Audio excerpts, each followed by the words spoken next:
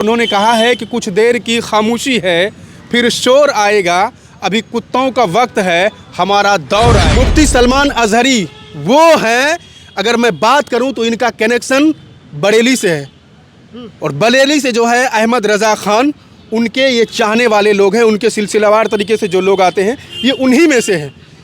बरेली वो मरकज़ रहा है अहमद रज़ा ख़ान जिनके बाप दादाओं ने देश की आज़ादी में अपनी कुर्बानी दी है।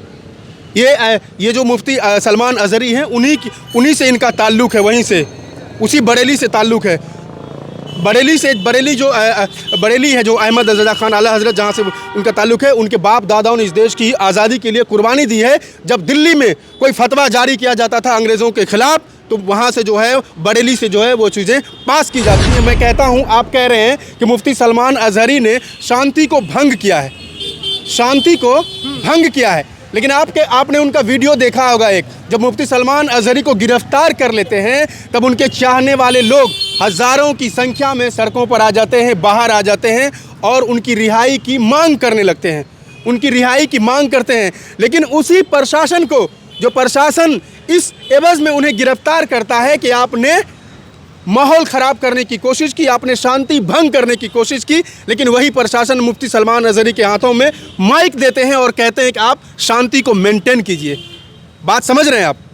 जिस पर ये आरोप लगता है कि इन्होंने शांति भंग करने की कोशिश की, इन्होंने भड़काने की कोशिश की, अब उसी व्यक्ति का सहारा लेते हैं आप शांति मेंटेन करें। उन्होंने इस बयान में ना तो किसी पार्टी का नाम लिया है, न किसी लीडर का नाम लिया है, न किसी समुदाय का नाम न लिया है, न किसी जाति के लोगों का नाम न लिया। भारत के मशहूर इस्लाम धर्म के प्रचारक मुफ्ती सलमान अजहरी को गुजरात एटीएस ने मुंबई से गिरफ्तार कर लिया।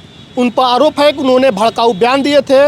उनके बयान को एक बार हम दोहरा देते हैं कि उनके किस बयान की वजह से वो टारगेट किए गए और उनके बयान को जहरीला बयान बताया गया। उन्होंने कहा कि कुछ देर की खामोशी है, फिर शोर आएगा, अभी कुत्तों का वक्त है, हमारा दौर आएगा। जिसके बाद से कुछ लोगों ने इसको एक विशेष धर्म को टारगेट में देखा और कहा गया कि विशेष धर्म को मुफ्ती सलमान अजहरी टारगेट बयान बताया जा रहा है। सलमान अजहरी के बयान को आप किस तरह से देख रहे हैं? बयान को, सलमान अजहरी के बयान को अगर आप पूरे बयान को गौर से सुनेंगे तो उसमें उन्होंने जो है फ़िलिस्तीन में जिस तरह से आज हो रही है, जो घटनाएं सामने आ रही है, बल्कि पूरी दुनिया में जो घटनाएं सामने आ रही है, उन तमाम चीज़ों को जोड़ करके उन्होंने उस पर जो है ये बयान दिया है और उन्होंने कहा है कि कुछ देर की खामोशी है, फिर शोर आएगा, अभी कुत्तों का वक्त है, हमारा दौर आएगा।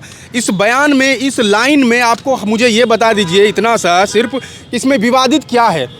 उन्होंने इस बयान में ना तो किसी पार्टी का नाम लिया है, न किसी लीडर का नाम लिया है, न किसी समुदाय का नाम न लिया है, न किसी जाति के लोगों का नाम न लिया है, न हिंदू मुस्लिम, मतलब इसमें कुछ है ही नहीं।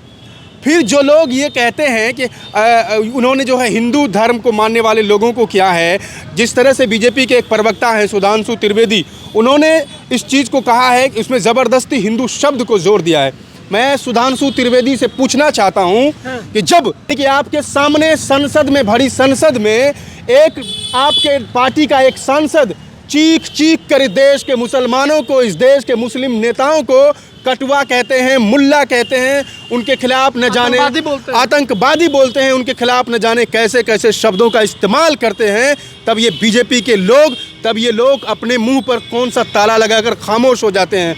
मैं सुधांशु त्रिवेदी से पूछना चाहता हूं कि तब आपने उस सांसद के खिलाफ कौन सी कार्रवाई की? और मैं उन न्यूज़ चैनलों वाले से भी पूछना चाहता हूं। न्यूज़ चैनलों को हम बता देते हैं, न्यूज़ चैनलों पर हेडिंग चल रहा है कि जहरीले बयान देने वाला मौलाना गिरफ्तार। कई लोगों ने कहा कि मौलाना उगला जहर पुलिस ने दबोच लिया। उस बयान को जहरीला मीडिया बता रही है। जितने भी जहरीले मीडिया है ना, इन सब पर कार्रवाई हो। कहता हूं, आप कह रहे हैं कि मुफ्ती सलमान अजहरी ने शांति को भंग किया है, शांति को भंग किया है, लेकिन आपने उनका वीडियो देखा होगा एक, जब मुफ्ती सलमान अजहरी को गिरफ्तार कर लेते हैं तब उनके चाहने वाले लोग हज़ारों की संख्या में सड़कों पर आ जाते हैं, बाहर आ जाते हैं और उनकी रिहाई की मांग करने लगते हैं, उनकी रिहाई की मांग करते हैं। लेकिन उसी प्रशासन को, जो प्रशासन इस एवज़ में उन्हें गिरफ्तार करता है कि आपने माहौल ख़राब करने की कोशिश की, आपने शांति भंग करने की कोशिश की, लेकिन वही प्रशासन मुफ्ती सलमान अजहरी के हाथों में माइक देते हैं और कहते हैं कि आप शांति को मेंटेन कीजिए। बात समझ रहे हैं आप? जिस पर ये आरोप लगता है कि इन्होंने शांति भंग करने की कोशिश की, इन्होंने भड़काने की कोशिश की, अब उसी व्यक्ति का सहारा लेते हैं आप शांति मेंटेन करने के लिए। तो ये दोहरी नीति क्या है? मुंबई में बैठा एक गेंडा टाइप का पत्रकार है, जो जब भी न्यूज़ चैनल उनका भी अगर कभी ट्विटर पर, फेसबुक पर कभी भी आपके सामने स्क्रॉल करते हुए के बारे में बात कभी भी स्क्रॉल करते हुए आ जाएंगे ना, क्योंकि ये बंदा जब भी अपना मुंह खोलता है इस देश के मुसलमानों को गालियां देता है। ये बंदा जब भी अपनी जुबान खोलता है इस देश के कौम को टारगेट करते रहता है। उसको ये चीज़ें दिख रही है कि उन्होंने क्या बयान दिया है, लेकिन उनको ये नहीं दिखता इस गेंडा स्वामी को, इस गेंडा को, कि पूरे देश की सड़कों पर निकल कर एक कोई भी सड़क छाप लफंगर आकर के इस देश के मुसलमानों को काटने की बात करता है, इस देश के मुसलमानों को ख़त्म करने की बात करता है, इस देश के मुसलमानों के वोट के अधिकार को छीनने की बात करता है। तब ये लोग क्यों अपने स्टूडियो में खामोश हो जाते हैं? इनके मुँह में क्या दही जम जाता है? सुरेश चौहान ने तो कहा कि NSA लगा दिया जाए मौलाना पर NSA लगा दिया जाए, लेकिन उस बयान को सुनने के बाद ये क्या लगाएंगे? कोर्ट फैसला करेगी ना, ये लगाने वाला कौन होता है? पूरा 1 मिनट का जो वीडियो है, जो भाषण है, उसमें वो अपने लोगों से कह रहे हैं कि तुम मरने से नहीं डरो, तुम उस कौम के लोग हो जो करबला में भी शहीद हुए, तो कोई कुछ बोले तो डरो नहीं, मरने से नहीं डरो। तो एक उन पर यह भी आरोप है कि अपने लोगों को भड़का रहे थे, अपने युवाओं के दिल में जो है एक इस तरह का चीज़ भर रहे थे कि तू कहीं भी मरने काटने के लिए तैयार हो जाओ। ये हकीकत बात है, हम उस कौम से हैं, ये वो कौम है जो कभी मरने से नहीं डरता है। हमने करबला की जंग जीती है, हमने जंग बद्र को भी जीता है। हम उस कौम को मानने वाले हैं, हम उस अल्लामा फजले हक खैराबादी को मानने वाले हैं, जिस अल्लामा फजले हक खैराबादी ने इस देश में अंग्रेज़ों के खिलाफ लड़ाई लड़ी और अंग्रेज़ों के खिलाफ पहला फतवा दिया, जंग का ऐलान किया और कहा, अल्लामा फजले हक खैराबादी ने अंग्रेज़ की कोर्ट के सामने कि हाँ, मैं वही अल्लामा फजले हक खैराबादी हूँ जिन्होंने अंग्रेज़ से जिहाद का पहला फतवा दिया है। और उसके बाद उन्हें काला पानी की सज़ा दी गई, उन्हें सलाखों के पीछे बंद कर दिया और उन्होंने अपने लोगों से एक ये वादा किया कि जब हमारा देश अंग्रेज़ों से गुलामी से जंजीरों से जकड़ा हुआ है, जब तक ये छूट जाए तो हमें आकर के खबर देना। हम अल्लामा फजले हक खैराबादी को मानने वाले लोग हैं। हम उन सैकड़ों मुजाहिदीन को मानने वाले हैं जिन्होंने इस देश की आज़ादी के लिए अपनी कुर्बानियाँ दी है। हम उन मौलानाओं को चाहने वाले लोग हैं, हम उन मौलानाओं की औलाद हैं जिन्होंने दिल्ली की सड़कों पर जब अंग्रेज़ों के खिलाफ अपनी लड़ाई लड़ना शुरू कर दिए, तब उनको ऐसा पेड़ दिल्ली में ऐसा कोई पेड़ नहीं था लाल किला के सामने जहाँ पर मौलाना की लाशें लटकी हुई नहीं थी। हम उस कौम को मानने वाले हैं, हम डरने वाले नहीं हैं। ये सरकार चाहे डरा ले या कोई भी डरा ले, ये गद्दार लोग जो लोग कल तक अंग्रेज़ों की चाटुकारिता करते थे और आज उन लोगों की औलादों पर उंगलियां उठा रहे हैं जिन्होंने इस देश के लिए अपनी कुर्बानियां दी है, जिन्होंने अपना गर्दन कटाया है।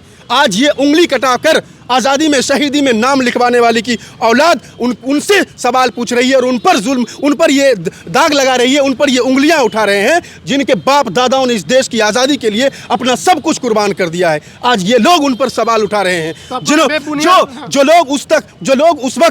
जो लोग उस वक्त अंग्रेज़ों की चाटुकारिता कर रहे थे, जो लोग उस वक्त अंग्रेज़ों की दलाली कर रहे थे, आज ये लोग जब सत्ता में इक़्तिदार हुए हैं, आज जब ये उंगली कटाने वाले लोग, गर्दन कटाने वाले लोगों से सवाल पूछ रहे हैं, सवाल उनसे है। हम लोग उनसे डरने वाले नहीं हैं। ये देश का मुसलमान किसी से डरने वाला नहीं है। मुफ्ती सलमान अज़हरी ने कोई गलती नहीं कहा है, उन्होंने सिर्फ इतना कहा है कि कुछ देर की खामोशी है, फिर शोर आएगा।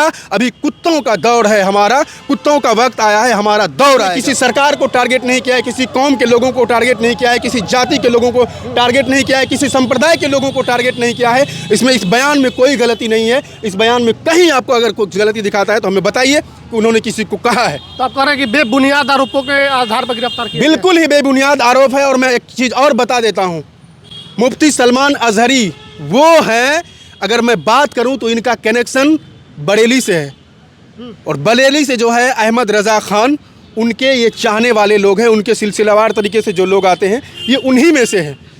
बरेली वो मरकज़ रहा है अहमद रज़ा ख़ान जिनके बाप दादाओं ने देश की आज़ादी में अपनी कुर्बानी दी है। ये जो मुफ्ती सलमान अज़हरी हैं, उन्हीं से इनका ताल्लुक़ है, वहीं से, उसी बरेली से ताल्लुक़ है।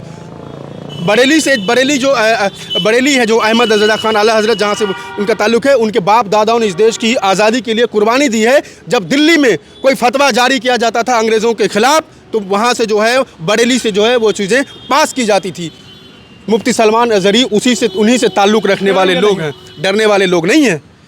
चलिए, तो मुफ्ती सलमान ने किसी को टारगेट नहीं किया, कुछ गलत नहीं कहा।